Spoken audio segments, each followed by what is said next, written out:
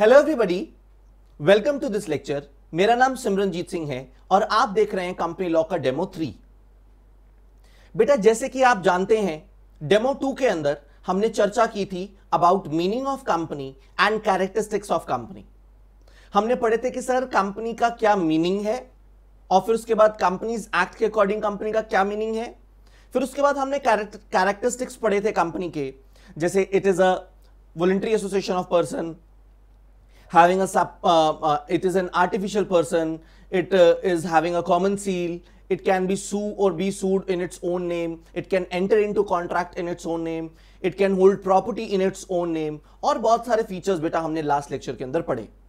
आज के इस लेक्चर में मैं आपसे चर्चा करूंगा about concept of separate legal entity. बेटा, ये भी एक कैरेक्टरिस्टिक है कंपनी का और एक बहुत इंपॉर्टेंट कैरेक्टरिस्टिक है। तो आइए जी एक बार जरा चर्चा करते हैं सेपरेट लीगल एंटिटी की। सबसे पहले मैं आपसे पूछना चाहूंगा what is the meaning of entity. देखिए बेटा, एंटिटी का मतलब है a thing with distinct and independent existence. Hindi के अंदर अगर मैं बात करूं तो हम इसको बोल सकते हैं अस्तित्व।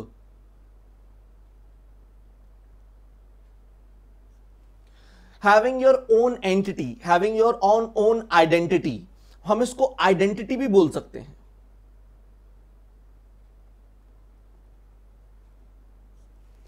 तो सर अगर हम कंपनी की चर्चा करें, कंपनी की बात करें, तो आपको याद होगा हमने बोला था company is an artificial person in the eyes of law. Law की नजरों में कंपनी एक आर्टिफिशियल पर्सन है। लॉ कंपनी को एज अ पर्सन रिकॉग्नाइज करता है और बहुत सारे राइट्स, बहुत सारे कह सकते हैं उसको ऑब्लिगेशंस भी हैं कंपनी के ऊपर। जैसे वो अपने नाम पे प्रॉपर्टी परचेज कर सकता है, वो अपने नाम पे किसी के ऊपर केस फाइल कर सकता है, वो किसी के साथ कॉन्ट्रैक्ट कर सकता है। So there are many things which has been given to company as a person. अब क्योंकि कंपनी को भी एक पर्सन माना जाता है, तो सर कंपनी की जो एग्जिस्टेंस है वो उसके मेंबर से और उसके डायरेक्टर से डिफरेंट है, सेपरेट है। हम ये नहीं कह सकते कि सर मेंबर्स और company are one of the same thing. जैसे कि आप जानते ही होंगे, पार्टनरशिप की अगर मैं बात करूं तो पार्टनर्स और पार्टनरशिप फर्म ये दोनों एक ही चीज होते, हम इनको अलग अलग नहीं बोल सकते। इसीलिए आपको पता होगा कि सर पार्टनर्स की जो लायबिलिटी होती है वो अनलिमिटेड होती है। सर क्यों अनलिमिटेड होती है? क्योंकि सर पार्टनर्स और partnership firm they are one of the same thing. तो पार्टनरशिप की जो एसेट्स है वो पार्टनर्स को बिलोंग करती है, एंड सेम वे में जो पार्टनरशिप की लायबिलिटी होती है वो भी पार्टनर्स को बिलोंग करती है। इसलिए पार्टनर्स की लायबिलिटी अनलिमिटेड होती है बेटा। लेकिन कंपनी के अंदर ऐसा फीचर नहीं है। कंपनी एक सेपरेट लीगल एंटिटी है, और सेपरेट लीगल एंटिटी का मतलब है कंपनी की खुद की अपनी एग्जिस्टेंस है। अगर हम चर्चा करें मेंबर्स की और बात करें कंपनी की, तो हम कहते हैं कि सर मेंबर्स और कंपनी को डिफरेंट करने के लिए there is a corporate veil. Veil का मतलब होता है बेटे पर्दा, curtain. So there is a curtain between members and a company जो इन दोनों को सेपरेट रखता है। तो member are separate entity and company is a separate entity. ये दोनों अलग अलग एंटिटीज हैं, इनका अपना खुद का अस्तित्व है। तो हम ये नहीं कह सकते कि company can be held liable for the acts of members and neither members can be held liable for the acts of company. आप कंपनी के एक्ट के लिए मेंबर्स को लायबल नहीं कर सकते, ना ही मेंबर्स के एक्ट के लिए कंपनी को लायबल कर सकते हैं। कंपनी अपने एक्ट के लिए खुद लायबल है, मेंबर्स अपने एक्ट के लिए खुद लायबल हैं। तो ये एक कॉन्सेप्ट है, आज हम इसी की चर्चा करेंगे, आज हम इसी की बात करेंगे और इसके कुछ केसेस भी पढ़ेंगे कि सर फर्स्ट टाइम कब कंपनी को सेपरेट लीगल एंटिटी का ये जो अस्तित्व है, ये तो फीचर था ही कंपनी का, लेकिन इसको रिकॉग्निशन कैसे मिला, वो सारी बातें भी आज हम करेंगे। आप इसको एक स्क्रीनशॉट ले लेना, मैं आगे मूव कर रहा हूं। सर याद रखना कंपनी बेसिकली क्या है? It is a corporate personality separate from its members. याद रखना कंपनी और members they are not one of the same thing, they are different entities. जैसे अभी हमने पढ़ा, हमने बोला कि सर मेंबर्स का अपना अस्तित्व है, कंपनी का अपना अस्तित्व है, और कंपनी को मेंबर्स के एक्ट के लिए लायबल नहीं किया जा सकता, मेंबर्स को कंपनी के एक्ट के लिए लायबल नहीं किया जा सकता। तो यही बात कि सर जो ये मेंबर्स हैं या ये जो शेयर होल्डर्स हैं, we can also write members, they cannot be held liable for the acts of company even if he hold virtually the entire share capital। तो सर ऐसा भी हो सकता है, जैसे for an example there is a person mister A, और इसके पास एक कंपनी के 100% शेयर्स हैं, क्या सर तब हम ये बोल सकते हैं कि कंपनी के एक्ट के लिए मिस्टर ए लायबल होगा? Answer is no. तो भी मिस्टर ए कंपनी के एक्ट के लिए लायबल नहीं होगा। क्यों नहीं होगा सर? सर क्योंकि कंपनी की अपनी एग्जिस्टेंस है, कंपनी के एक्ट के लिए कंपनी खुद लायबल होगी। याद रखना, शेयर होल्डर्स कंपनी के एजेंट नहीं होते और इसी रीजन से कंपनी के एक्ट के लिए उनको लायबल नहीं किया जा सकता। आपने शायद सुना होगा जब हमने इंडियन कॉन्ट्रैक्ट एक्ट पढ़ा था, इंडियन कॉन्ट्रैक्ट एक्ट 1872,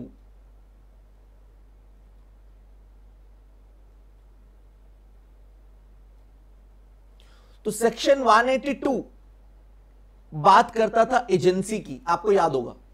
सेक्शन 182 क्या बोलता था कि सर एजेंसी का क्या मतलब है? सर जब कोई पर्सन किसी दूसरे व्यक्ति को अपॉइंट करता है अपने बिहाफ पर काम करने के लिए, तो सर उन दोनों के बीच में एक कॉन्ट्रैक्ट हो जाता है और उस कॉन्ट्रैक्ट को बोलते हैं कॉन्ट्रैक्ट ऑफ एजेंसी। और जो व्यक्ति अपॉइंट करता है उसको प्रिंसिपल कहा जाता है, और जो व्यक्ति उसके बिहाफ पर काम करता है उसको एजेंट कहा जाता है। और याद रखना, एजेंट अपने एक्ट के लिए खुद लायबल नहीं होता, एजेंट के एक्ट के लिए प्रिंसिपल लायबल होता है, मतलब जिसने उसको अपॉइंट किया वो लायबल होता है। तो याद रखना, share holders are not the agents of the company, वो कंपनी के एजेंट्स नहीं होते, इसीलिए कंपनी के एक्ट के लिए आप उनको लायबल नहीं कर सकते। और इसीलिए जब हम बात करते हैं ना incorporation, it is an act of forming a legal corporation as a judicial person, a juristic person in law, also conferred with rights and obligation, is dealt according with the law। तो company को जब हम incorporate करते हैं, ये भी देखो, corporate का मतलब मैंने आपको पहले बताया था, कॉर्पोरेट का मतलब होता है ऐसी entity having a separate personality, isn't it? कोई भी form of business having separate legal entity.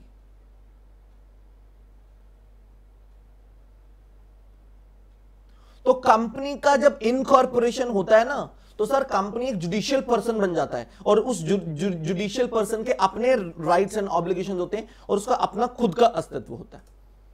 याद रखना, the entity act as a natural person, वो एक नेचुरल पर्सन की तरह काम करती है थ्रू द डेसिग्नेटेड पर्सन। और ये जो डेसिग्नेटेड पर्सन होते हैं ना बेटा, इनको बोला जाता है बोर्ड ऑफ डायरेक्टर्स।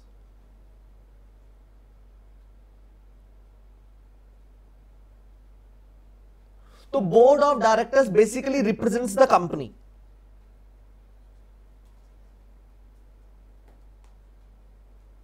और ये डिसाइड हुआ था शिरोमणि गुरुद्वारा प्रबंधक कमेटी वर्सेस श्री सामनाथ दास। इस केस के अंदर इट वाज डिसाइडेड कि सर कंपनी एक नेचुरल पर्सन की तरह ही काम कर सकती है थ्रू इट्स डेसिग्नेटेड पर्संस, और उन डेसिग्नेटेड पर्संस को बोलते हैं बेटा बोर्ड ऑफ डायरेक्टर्स। इसका एक स्क्रीनशॉट ले लीजिए, फिर मैं आगे मूव कर रहा हूं। अब सर हम एक केस पढ़ने जा रहे हैं, सबसे landmark case, salmon versus salmon company limited, 1897 का ये केस है। आइए सर एक बार जरा इसके फैक्ट्स देखते हैं। इस केस के अंदर फर्स्ट टाइम डिसाइड किया गया that company is a separate legal entity. तो एक बार जरा समझ के देखते हैं कि इस केस के अंदर क्या क्या फैक्ट्स थे और कैसे कंपनी को एक सेपरेट लीगल एंटिटी का दर्जा मिला। याद रखिए बेटा, एक व्यक्ति था मिस्टर सैलमन, और इसकी एक शू मेकिंग का काम था। He work in a sole proprietorship, बेटा इसका सोल प्रोप्राइटरशिप में काम था और बहुत ही प्रॉफिटेबल काम था, बहुत प्रॉफिट्स होते थे इसको। तो जब बहुत ज्यादा प्रॉफिट्स होने लगे, इसने सोचा क्यों ना मैं कंपनी इनकॉर्पोरेट कर लूं।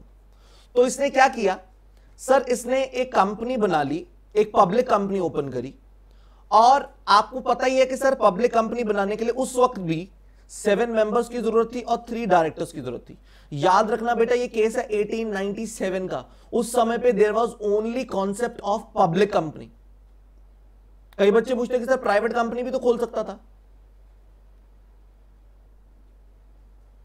प्राइवेट कंपनी का कॉन्सेप्ट बेटा लेटर ऑन ऐड ऑन किया गया था कंपनीज एक्ट के अंदर। शुरू में कंपनीज एक्ट के अंदर सिर्फ पब्लिक कंपनी को ही इनकॉर्पोरेट किया जाता था।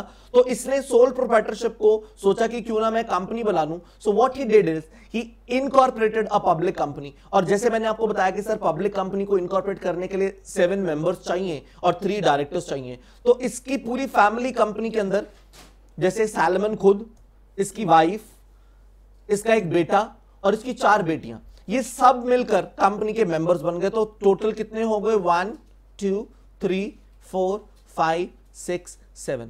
सर सैलमन ने तो बहुत अच्छी फैमिली प्लानिंग करी हुई है कंपनी बनाने के लिए। पूरे 7 लोग इकट्ठे कर लिए इसने घर घर में।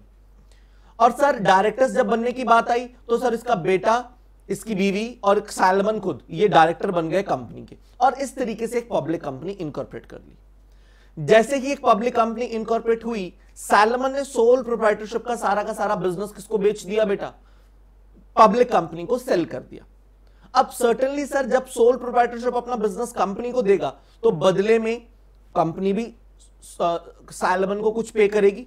तो सर याद रखना इस पूरे बिजनेस की कीमत थी 38,782 पाउंड्स, पूरे बिजनेस की वैल्यू उस वक्त पे 1897 की बात कर रहे हैं।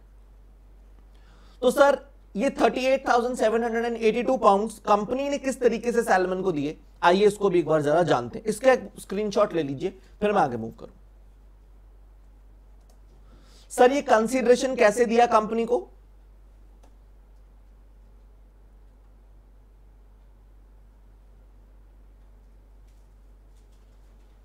सर सैलमन को कंपनी ने 20,000 पाउंड्स के तो इक्विटी शेयर दे दिए, 1 पाउंड ईच।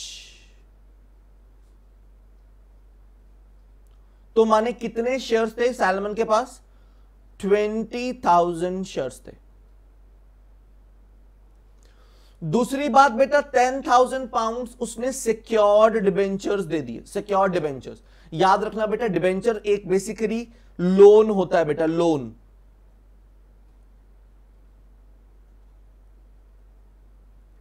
और क्योंकि सिक्योर्ड है तो कंपनी की जो एसेट्स थी वो एज अ सिक्योरिटी दी गई थी, so it was a secured loan. और बाकी का जो बचा हुआ बेटा 8,782 पाउंड था वो कैश पे कर दिया। और इस तरीके से बेटा पूरा का पूरा जो उन्होंने कंसीडरेशन था वो सैलमन को दे दिया। तो सैलमन के पास इक्विटी शेयर्स थे, सैलमन के पास सिक्योर्ड डिबेंचर्स थे और सैलमन के पास कुछ कैश था।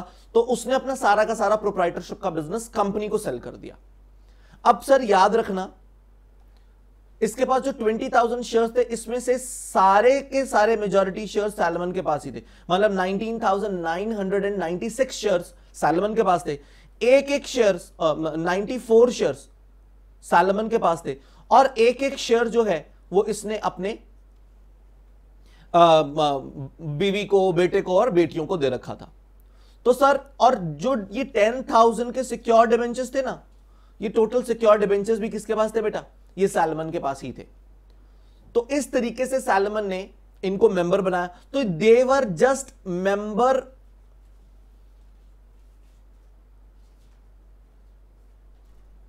बाय 1 शेयर, क्योंकि मेंबर बनने के लिए 1 शेयर चाहिए होता है। Just for the sake of becoming member ये मेंबर बने हुए थे, अदरवाइज इनका कोई कंट्रीब्यूशन नहीं था इस पब्लिक कंपनी के अंदर।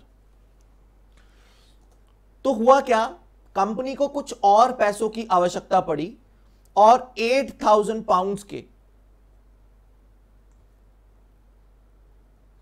उन्होंने कुछ अनसिक्योर्ड लोन ले लिया। किससे लिया बेटा? पब्लिक से।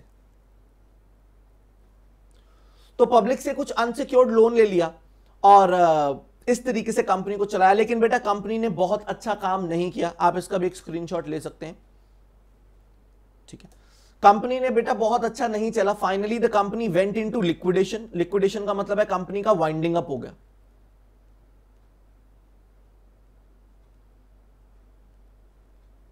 और आप जानते ही हैं सर वाइंडिंग अप का मतलब क्या? वाइंडिंग अप का मतलब बेटा सारी एसेट्स को बेचा जाएगा और सारी लायबिलिटीज को पे ऑफ किया जाएगा बेटा।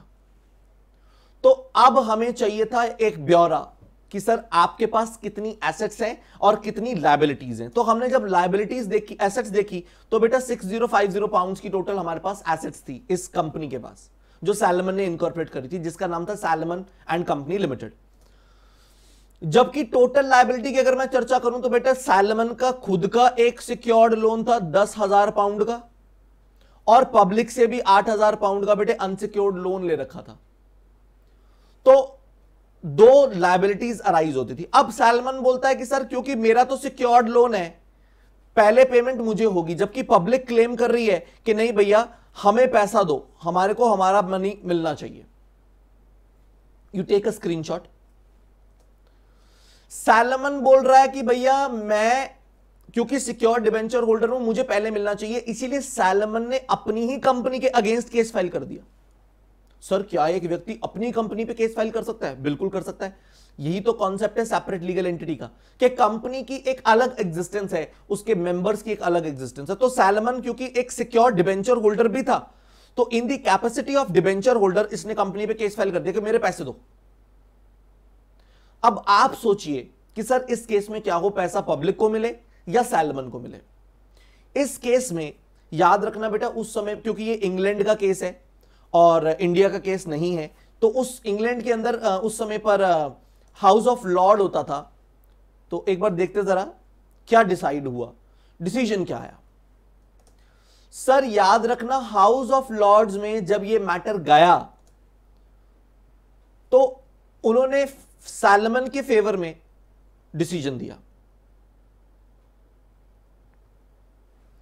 They gave decision in the favor of Salomon. What they said?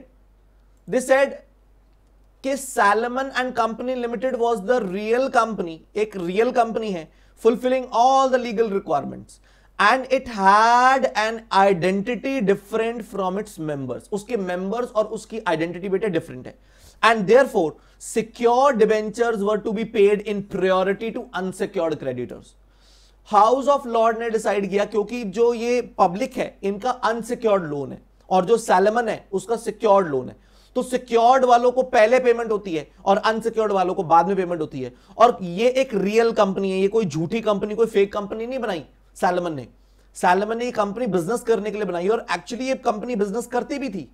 वो तो अलग बात है कि सर कंपनी का बिजनेस चला नहीं और कंपनी को वाइंड अप होना पड़ा। दूसरी बात उन्होंने क्या बोली, वो बोलते कि सर इन्होंने इस केस के अंदर वन मैन कंपनी का कॉन्सेप्ट भी एस्टैब्लिश किया। वन मैन कंपनी का मतलब है जहां पर एक ही व्यक्ति के पास मेजॉरिटी कंट्रोल होता है कंपनी का। अब आप देखोगे सर इस केस के अंदर सैलमन ने सारे के सारे शेयर्स अपने पास रखे, सारे के सारे डिबेंचर्स अपने पास रखे, डिसीजन मेकिंग सैलमन ने अपने पास रखी, तो ऑलमोस्ट देखा जाए तो सर सब कुछ सैलमन के पास ही था। और सर ये एक लिमिटेड लायबिलिटी होती है मेंबर्स की, ये भी एक कॉन्सेप्ट इसके अंदर सामने आया। Company is separate from its members and at one time a person can be member, creditor and employee of the company as well as a director. अब सर इस केस में अगर देखा जाए तो सैलमन कंपनी का मेंबर भी है, सैलमन कंपनी का डायरेक्टर भी है, सैलमन कंपनी का डिबेंचर होल्डर भी है। तो सैलमन एक ही व्यक्ति होते हुए अलग अलग कैपेसिटी में कंपनी के साथ इन्वॉल्व है। तो सर क्या ऐसा हो सकता है? हाँ ऐसा हो सकता है। तो इस एक डिसीजन के अंदर मैं बोलूंगा कि सर बहुत सारी बातें सामने निकल के आई। फिर उसके बाद अगर हम बात करें तो सर इस केस में और भी कुछ कुछ बातें आई, that there can be transfer of property from members to the company and vice versa. Sir members चाहे तो कंपनी को प्रॉपर्टी ट्रांसफर कर सकते हैं और कंपनी भी चाहे तो मेंबर्स को प्रॉपर्टी ट्रांसफर कर सकती है। Company has rights and duties of its own, company की खुद की अपनी राइट्स और ड्यूटीज होती हैं। And company is not agent of members और डायरेक्टर्स, और कंपनी जो है वो मेंबर्स और डायरेक्टर्स की एजेंट नहीं होती। तो बेटा इस केस के अंदर अगर हम चर्चा करें तो बहुत सारी बातें निकल कर आई और बेसिक डिसीजन जो था वो ये था कि sir company is a separate legal entity. इसलिए हम ये नहीं कह सकते कि सर सैलमन तो खुद कंपनी है, नहीं, सैलमन एक डिफरेंट एंटिटी है, उसकी कंपनी एक डिफरेंट एंटिटी है और सैलमन एक व्यक्ति होते हुए कंपनी के साथ अलग अलग कैपेसिटी में इन्वॉल्व है। इसीलिए as a secured creditor Salomon को उसका पैसा वापस मिलना चाहिए। तो इस केस के अंदर first time separate legal entity के कॉन्सेप्ट को आइडेंटिफाई किया गया। आप इस केस की एक बार फोटो क्लिक कर लीजिए, फिर मैं आगे मूव कर रहा हूं। ऐसे ही बेटा एक और केस आया 1960 के अंदर, that is Lee versus Lee air farming limited. आइए जरा इसके भी एक बार जरा फैक्ट समझते हैं कि सर इस केस में क्या डिसाइड हुआ। याद रखिएगा, there was a person mister Lee, और इनकी एक कंपनी थी that was air farming company, Lee air farming company. ये कंपनी क्या काम करती थी, बड़े ध्यान से समझना सर। इस कंपनी का काम था एयर ड्रेसिंग करना। एयर ड्रेसिंग का मतलब होता है कि सर आपने शायद देखा होगा जब खेतों के ऊपर फर्टिलाइजर्स को स्प्रे करना होता है तो वो क्या करते हैं, बड़े बड़े जो एयरप्लेन्स होते हैं उनके थ्रू वो फार्म्स के ऊपर से वो उड़ते हैं और वो पूरा उनको फर्टिलाइजर उनके ऊपर स्प्रे करते हुए जाते हैं, तो उसको बोलते हैं एयर ड्रेसिंग। तो इनका एयर ड्रेसिंग का काम था बेटा। मिस्टर ली के पास 2999 शेयर्स थे, all of out of 3000 shares, and he was a sole director, खुद अपने आप ही डायरेक्टर था, and was employ as a chief pilot. ये कंपनी का चीफ पायलट भी था, मतलब ये जो प्लेन्स थे ना ये मिस्टर ली खुद उड़ाता था। ऐसा नहीं था कि इस कंपनी में और एम्प्लॉयज नहीं थे, और भी एम्प्लॉयज थे, लेकिन मिस्टर ली भी एक एम्प्लॉय था। तो सर अब आप खुद बताओ मिस्टर ली कितनी कैपेसिटी में काम कर रहे हैं। सर पहली बात, मिस्टर ली मेंबर है। दूसरी बात सर, वो डायरेक्टर भी है। तीसरी बात सर, वो कंपनी का एम्प्लॉय भी है, इजंट इट। तो मिस्टर ली के बहुत सारे काम है। अब क्योंकि सर ये जो कंपनी थी ली एयर फार्मिंग लिमिटेड, इसने एक इंश्योरेंस कंपनी से वॉकमैन कॉम्पनसेशन के ऊपर इंश्योरेंस ले लिया। बेटा बात बड़े ध्यान से समझना, व्हाट इज वॉकमैन कॉम्पनसेशन। याद रखना, वॉकमैन कॉम्पनसेशन बेसिकली क्या होता है सर, अगर कभी वर्कर का कोई एक्सीडेंट हो जाए,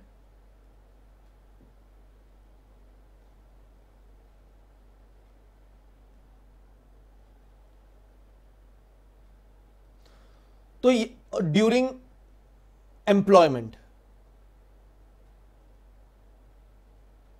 काम करने के दौरान अगर वर्कर का कोई एक्सीडेंट हो जाए तो उसको पे करने की जिम्मेदारी बेटा कंपनी की होती है, ये याद रखना।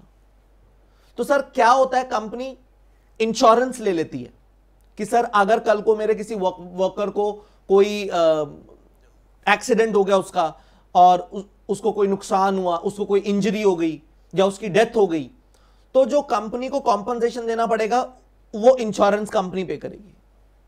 तो इंश्योरेंस अगर आपने ले रखी हो तो इंश्योरेंस कंपनी के ऊपर ये बर्डन आ जाता है। तो इसके लिए कंपनी को क्या पे करना पड़ता है, कंपनी को प्रीमियम पे करना पड़ता है।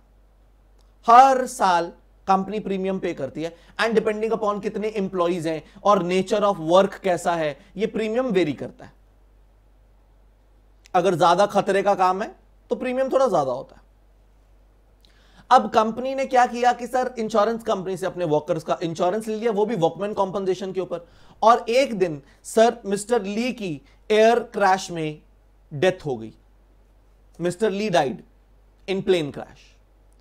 अब सर क्योंकि मिस्टर ली, मैंने आपको बताया he was employ of the company as well, तो हुआ क्या कि जो मिसेस ली थी, मिस्टर ली की वाइफ, उसने कंपनी से क्लेम किया कि भैया मुझे डैमेजेस दो 2430 पाउंड्स, ये मुझे पे करो आप। क्यों?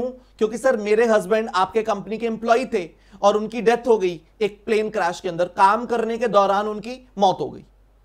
और सर कंपनी ने क्लेम किया इंश्योरेंस कंपनी से, भैया मेरा कॉम्पनसेशन दो, भैया मेरा एक एम्प्लॉय मर गया। याद रखना बेटा, इस केस में ये जो इंश्योरेंस कंपनी थी इसने पैसे देने से मना कर दिया और बोला कि सर मिस्टर ली एम्प्लॉय थोड़े थे, मिस्टर ली तो खुद एम्प्लॉयर थे, मिस्टर ली तो खुद मालिक थे। और मिसेस ली ने केस फाइल कर दिया किसके अगेंस्ट सर, इस कंपनी के अगेंस्ट, ली एयर फार्मिंग लिमिटेड के अगेंस्ट उसने केस फाइल कर दिया। याद रखना न्यूजीलैंड के अंदर ये केस फाइल किया क्योंकि ये न्यूजीलैंड का केस था। और जो कोर्ट ऑफ अपील थी न्यूजीलैंड की, they said that Lee could not be worker when he was in effect of employer, also the employer, and the two offices are clearly incompatible. There would exist no power of control and therefore the relationship of master servant was not created. याद रखना इस case में क्या हुआ कि जब उसने court of appeal में केस डाला तो कोर्ट ऑफ अपील ने तो बोला कि नहीं, मिस्टर ली तो एम्प्लॉयर हैं, मिस्टर ली को पैसे नहीं मिलेंगे, क्योंकि एम्प्लॉय होने के लिए एम्प्लॉयर एम्प्लॉय का रिलेशनशिप होना चाहिए। तो क्या एक व्यक्ति सेम टाइम पे एम्प्लॉयर और एम्प्लॉय हो सकता है? कोर्ट ऑफ अपील ने बोला नहीं हो सकता। लेकिन इसी की अपील की गई थी बेटा प्राइवी काउंसिल के अंदर, लेकिन प्राइवी काउंसिल ने इसी के अगेंस्ट में डिसीजन दिया। उन्होंने बोला नहीं, Mrs Lee was entitled to compensation since it was perfectly possible for mister Lee to have a contract with a company that he owned. Privy council ने डिसाइड किया कि सर इसमें कोई गलत नहीं है, मिस्टर ली का अपनी ही कंपनी के साथ कॉन्ट्रैक्ट हो सकता है, क्योंकि company is a separate legal entity और मिस्टर ली एक सेपरेट लीगल एंटिटी है। तो एक व्यक्ति अपनी ही कंपनी में एम्प्लॉय भी हो सकता है, मतलब जिस कंपनी का वो डायरेक्टर है उसी कंपनी का वो एम्प्लॉय भी हो सकता है। क्यों हो सकता है? क्योंकि sir company is a separate legal entity, और सर इस केस के अंदर भी सेपरेट लीगल एंटिटी का कॉन्सेप्ट निकल के आया। आई होप आपको यह केस भी समझ में आया होगा। इसकी भी एक बार आप फोटो क्लिक कर लीजिए, फिर मैं आगे मूव करता हूं। चलिए,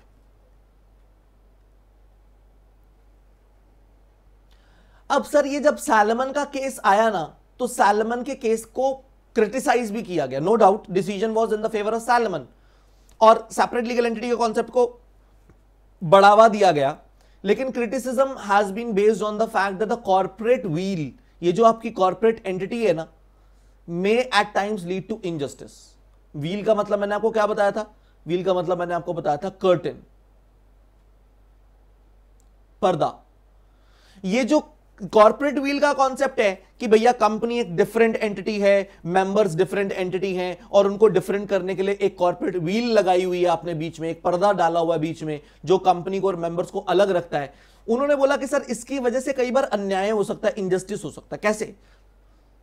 sir Kahn Freund describe that the decision made on Salomon was calamitous. Calamitous मतलब इवन रिजल्टिंग इन लॉस। उन्होंने बोला कि सर अगर आप ऐसा करोगे तो लोग मिसयूज करेंगे कॉर्पोरेट व्हील को।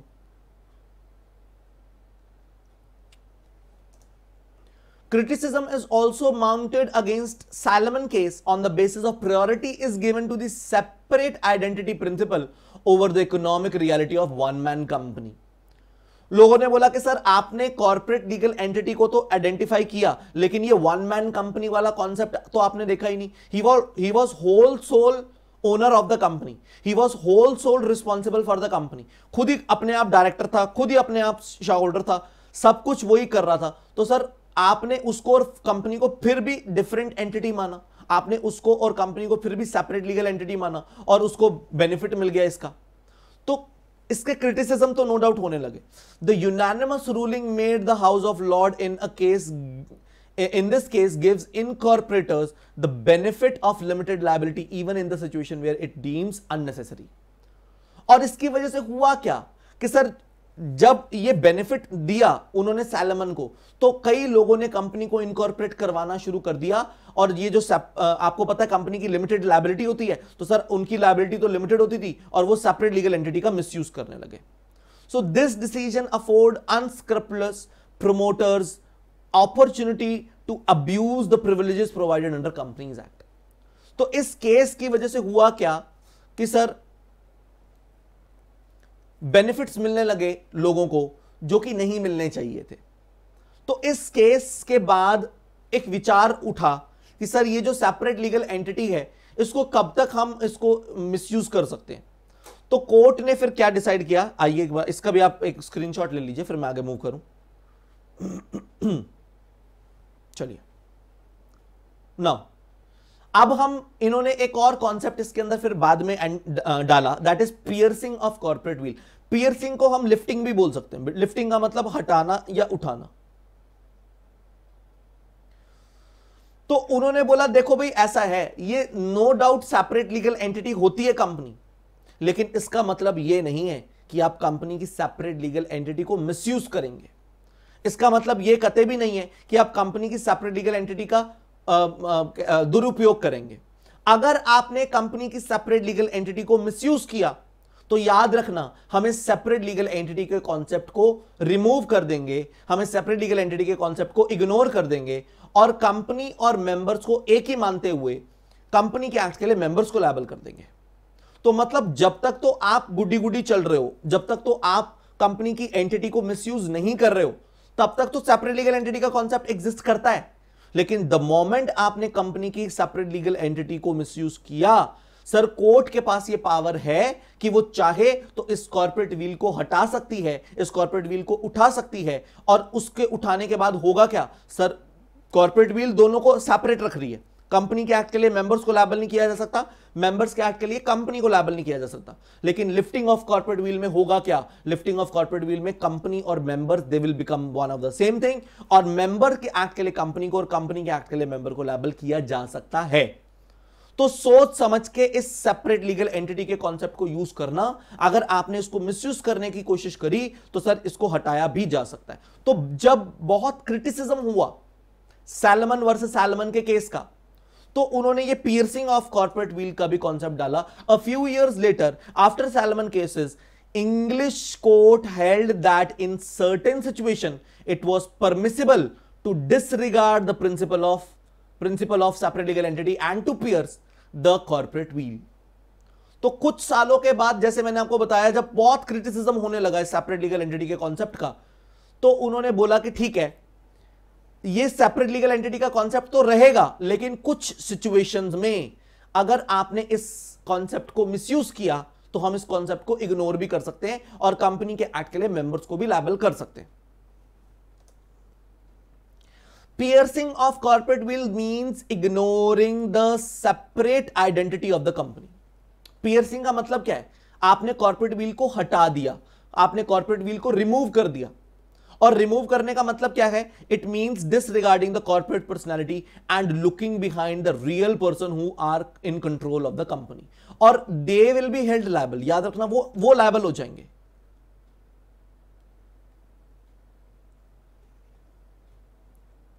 तो अगर आपने बेटे इस कॉन्सेप्ट को मिसयूज किया, याद रखना हम इस व्हील को लिफ्ट कर सकते हैं। और ये अथॉरिटी दी इन्होंने कोर्ट को। The court often does this so as to reach the person behind the wheel and reveal the true nature of the company। तो कई बार इस कॉर्पोरेट व्हील को लिफ्ट कर दिया गया कोर्ट के द्वारा, ताकि जो रियल पर्सन है, जो कंपनी की एंटिटी को मिसयूज कर रहा है, उसको लायबल किया जा सके। It was however become a hard task for academics and practitioners to find the basis on which court may lift the wheel। अब इसके इन्होंने कोई बेसिस सेट नहीं किया, इन्होंने कोई ऐसा नहीं कह सकते कि कोई सिचुएशंस बना दी कि इस सिचुएशन में लिफ्ट कर दी जाएगी, इस सिचुएशन में लिफ्ट नहीं की जाएगी। उन्होंने ये पावर दी कोर्ट को। उन्होंने बोला ये कोर्ट की मर्जी है, ये कोर्ट की डिस्क्रिशन है कि वो किस पर्टिकुलर केस में कॉर्पोरेट व्हील को लिफ्ट करना चाहते हैं और किस पर्टिकुलर केस में कॉर्पोरेट व्हील को लिफ्ट नहीं करना चाहते। तो जो पढ़ने वाले लोग हैं, जो रिसर्चर्स हैं, जो प्रैक्टिशनर्स हैं, उनको नो डाउट थोड़ी दिक्कत आई कि सर कौन से केसेस में वो कॉर्पोरेट व्हील को लिफ्ट कर सकते हैं, कौन से केस में कॉर्पोरेट व्हील को लिफ्ट नहीं कर सकते। तो because it was left to the discretion of court, थोड़ा सा मुश्किल हो गया काम। In determining when to disregard the corporate separate legal entity, commentators have often divided their instances into several distinct categories। तो कुछ कुछ केसेस में उन्होंने रिवील कॉर्पोरेट व्हील को लिफ्ट कर दिया। अब हम वो कुछ केसेस पढ़ेंगे तो थोड़ी सी आपको बात समझ में आएगी। चलिए, मैंने जैसे कि आपको बताया, अभी हमने थोड़ी देर पहले बात करी थी कि सर जो ये जो मेंबर्स होते हैं और ये जो कंपनी होती है, ये सब सेपरेट एंटिटी होते हैं, isn't it? और इनको सेपरेट करने के लिए there is a corporate veil. Veil का मतलब मैंने आपको बताया पर्दा, एक कर्टन है जो दोनों को अलग करता है। लेकिन sir lifting of corporate wheel में क्या हो रहा है, सर अगर मेंबर्स ने सेपरेट लीगल एंटिटी को मिसयूज किया, अभी तो आप सेपरेट एंटिटी हो, कब तक सेपरेट हो, जब तक आप इसको मिसयूज नहीं करोगे तब तक सेपरेट लीगल एंटिटी का बेनिफिट मिलेगा। लेकिन द मोमेंट आपने सेपरेट लीगल एंटिटी को मिसयूज किया, याद रखना बेटा कोर्ट के पास पावर है क्या, कि सर वो इस कॉर्पोरेट व्हील को लिफ्ट कर सकती है। और लिफ्ट करने का मतलब क्या होगा, that company and members will become one of the same thing. Are you getting my point और नॉट? अब आइए सर कुछ कुछ केसेस पढ़कर देखते हैं और फिर ये दोनों सेपरेट लीगल एंटिटी नहीं रहेंगे, because now they will be considered one of the same thing. तो सेपरेट लीगल एंटिटी का जो कॉन्सेप्ट है इस पे क्रॉस लग गया, इजंट इट? आइए सर एक बार जरा केसेस जरा पढ़कर देखते हैं, ऐसे कौन से केसेस हैं जहां पर सेपरेट लीगल एंटिटी के कॉन्सेप्ट को डिसरिगार्ड कर दिया गया, सेपरेट लीगल एंटिटी के कॉन्सेप्ट को इग्नोर कर दिया गया।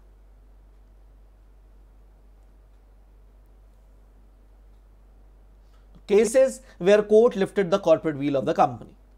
नंबर 1, देखो बेटा, फॉर प्रोटेक्शन ऑफ रेवेन्यू, कई बार रेवेन्यू को प्रोटेक्ट करने के पर्पज से कॉर्पोरेट व्हील को लिफ्ट किया जा सकता है। एक केस है sir Dinshaw Maneckji Petit versus income tax commissioner, 1926 का केस है बेटा। आइए जरा इसके फैक्ट्स देखते हैं कि केस के फैक्ट्स क्या हैं। बेटा, there was a person mister x, और इनको बहुत ह्यूज इनकम होती थी। दो अमाउंट्स इनको मिलते थे, दो जगह से इनकम होती थी। इनकम थी 3,90,804। याद रखना है 1926 का केस है, आज का केस नहीं है। आज के हिसाब से ये इनकम थोड़ी कम लग सकती है, लेकिन सर उस समय पर ये बहुत बड़ा अमाउंट था। तो 3,90,804 रुपीज की इसको इनकम हुई, और ये जो इनकम हुई इसको दो जगह से हुई, जो मेन सोर्स थे।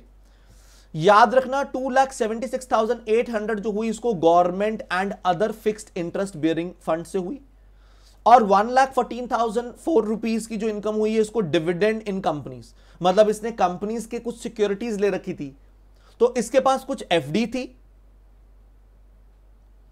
कुछ गवर्नमेंट सिक्योरिटीज थी,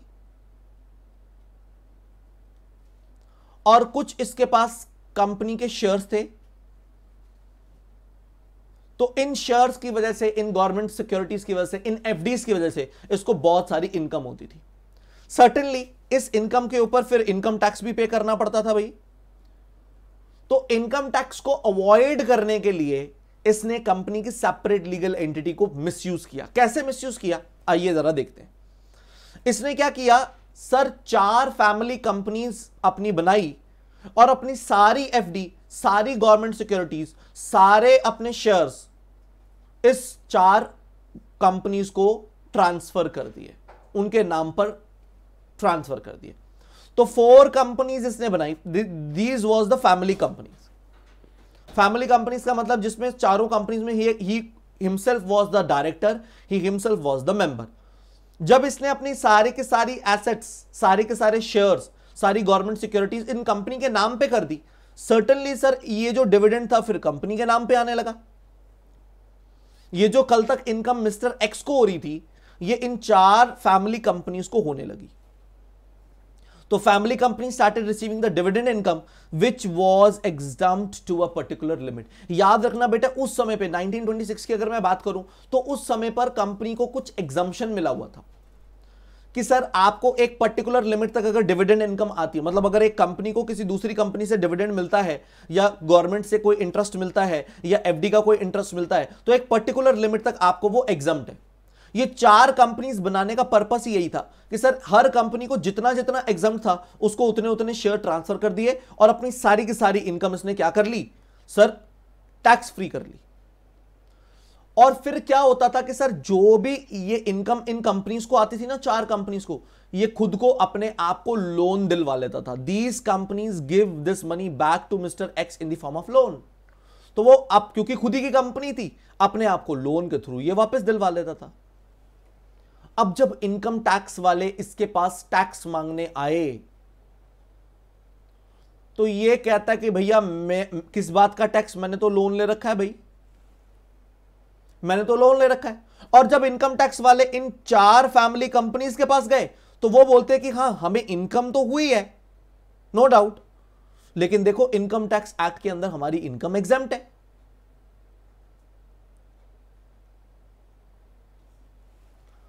तो इनकम टैक्स को ऑफिसर को ये लगा कि भैया ये व्यक्ति ने ये जो 4 कंपनीज बनाई है ना, ये प्रोटेक्ट करने के लिए बनाई है, रेवेन्यू प्रोटेक्ट करने के लिए बनाई है, ये सेपरेट लीगल एंटिटी के कॉन्सेप्ट को मिसयूज कर रहा है। तो हुआ क्या,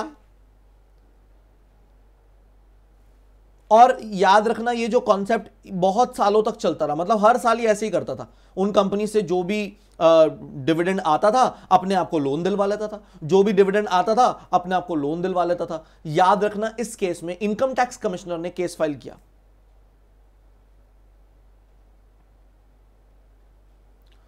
तो they filed a suit against mister x in the court, और कोर्ट ने क्या बोला? कोर्ट ने बोला that court held that these companies, ये जो 4 कंपनीज बनाई थी, are formed for protection of revenue and corporate veil must be lifted. उन्होंने इमीडिएटली एक्शन लिया और उस कॉर्पोरेट व्हील को लिफ्ट कर दिया गया। तो ये केस था जिसके अंदर डिसाइड हुआ कि अगर आप कंपनी की कॉर्पोरेट व्हील को मिसयूज करोगे, अगर आप कंपनी की सेपरेट पर्सनालिटी को मिसयूज करोगे, तो सर इस केस में हम उस सेपरेट लीगल एंटिटी के कॉन्सेप्ट को अवॉइड कर देंगे। आइए एक छोटा सा केस और पढ़ते हैं। Protection of fraud, Gilford motor versus Horne. ये भी एक बड़ा अच्छा इंपॉर्टेंट केस है। There was a person mister A and he was employ in a company x limited के अंदर बेटे एम्प्लॉय था। कुछ साल काम करने के बाद मिस्टर ए ने रिजिग्नेशन दे दिया कंपनी से, ही रिजाइन फ्रॉम द कंपनी। और जिस दिन इसने रिजाइन दिया उस दिन कंपनी ने इसके साथ एक कॉन्ट्रैक्ट किया। On the day of resignation x limited, मतलब ये company, entered into a contract with mister A that he will never solicit the clients of x limited. You know what is solicit? Solicit का मतलब होता है to convince or to provide service।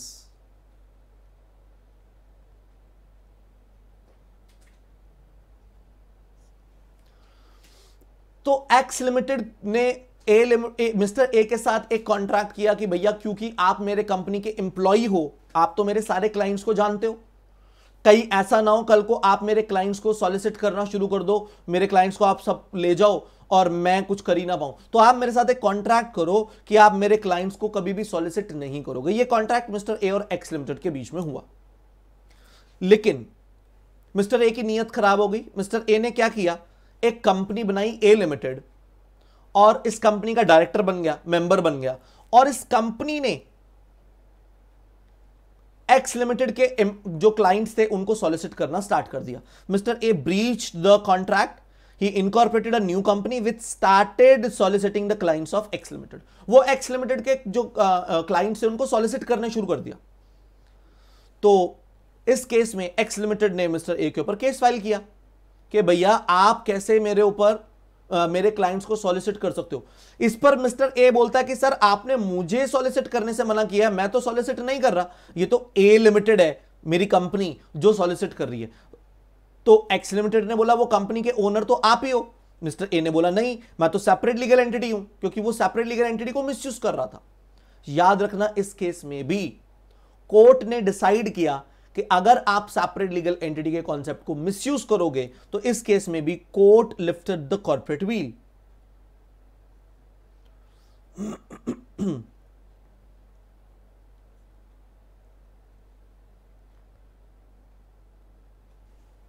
तो वहां पर आप रेवेन्यू को protect कर रहे थे पहले केस में, यहां पर आप फ्रॉड कर रहे हो। तो अगर आप फ्रॉड करने के पॉइंट ऑफ व्यू से कंपनी इनकॉर्पोरेट करोगे और कंपनी की सेपरेट लीगल एंटिटी को मिसयूज करोगे, तो सर याद रखना इस केस में भी आपको हम ऐसा करने नहीं देंगे। और इस केस में कोर्ट ने कॉर्पोरेट व्हील को लिफ्ट कर दिया, माने मिस्टर ए को लायबल कर दिया for the acts of a limited. Is it fine? चलिए आगे बढ़ रहे हैं। To know the charter of the company, कई बार हमें यह पता करना होता है कि इस कंपनी का नेचर क्या है, कौन इसके पीछे है। बेसिकली एक केस करते हैं, Daimler versus continental tyre and rubber company limited. क्या डिसाइड हुआ इस केस के अंदर? सर एक कंपनी थी, मान लो कोई भी नाम रख लो, टॉमी एंड कंपनी, और ये एक जर्मन की कंपनी थी बेटा, जर्मनी की कंपनी थी। इसने एक और कंपनी को ओपन किया, it open a subsidiary company. और ये सब्सिडरी कंपनी कहां पर ओपन करी बेटा? ये सब्सिडरी कंपनी इसने इंग्लैंड में ओपन करी। तो याद रखना इस कंपनी के अंदर मेंबर्स कौन थे? सर ये टॉमी कंपनी थी। इस कंपनी के डायरेक्टर्स कौन थे? सर ये टॉमी लिमिटेड थी। याद रखना ये जो कंपनी थी ये इंग्लैंड में ही रजिस्टर्ड थी,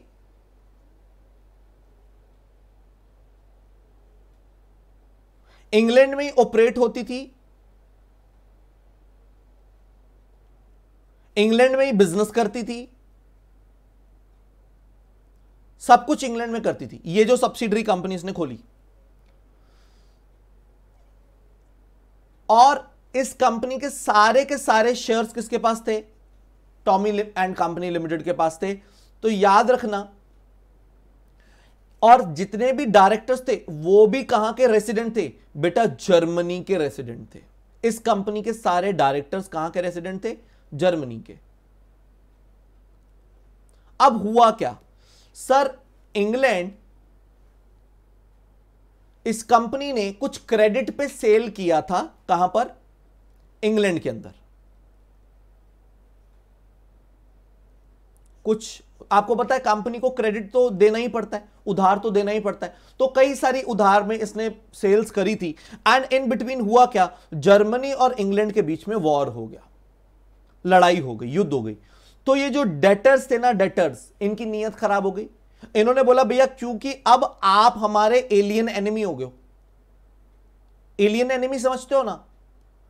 एक ऐसा व्यक्ति जो ऐसी कंट्री में से बिलोंग करता है जिसके साथ आपकी कंट्री का वॉर है, वो आपका एलियन एनिमी होता है।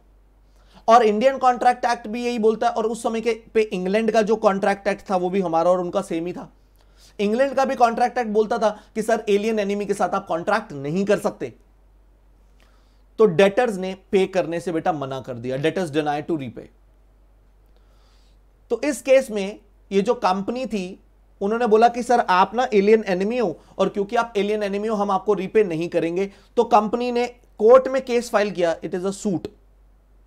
कंपनी ने कोर्ट में सूट फाइल किया डेटर्स के अगेंस्ट कि भैया मैं एलियन एनिमी कैसे होगी, मैं इंग्लैंड में रजिस्टर्ड हूं,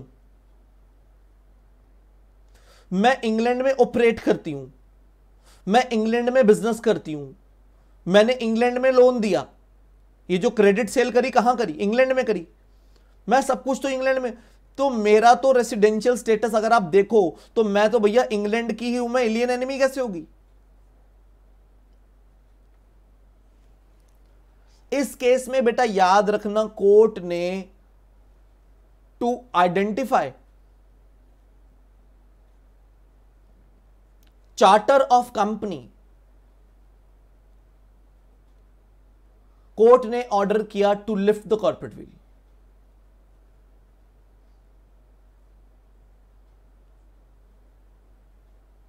So that we can see that who are the real person behind the company, असली लोग कौन है कंपनी के पीछे। तो जब इन्होंने कॉर्पोरेट व्हील को लिफ्ट किया तो बेटा आप बताओ शेयर्स किसके पास थे? सर जर्मन की कंपनी के पास थे। डायरेक्टर्स कौन थे? सर जर्मन के रेसिडेंट थे, जर्मन के नागरिक थे। तो सर इस केस में इस कंपनी को एलियन एनिमी डिक्लेयर कर दिया गया।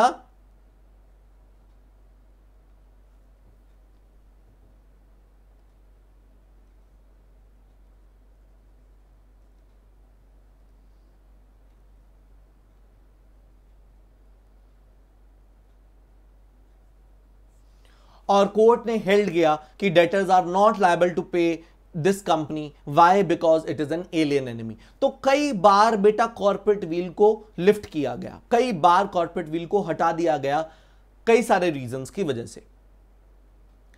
तो ये कुछ केसेस थे बेटा जो हमने आज के इस लेक्चर में किए। आई होप आपको ये बात समझ में आई होगी। आज के लिए हम इतना ही करते हैं, बाकी नेक्स्ट लेक्चर में करेंगे। Thank you so very much.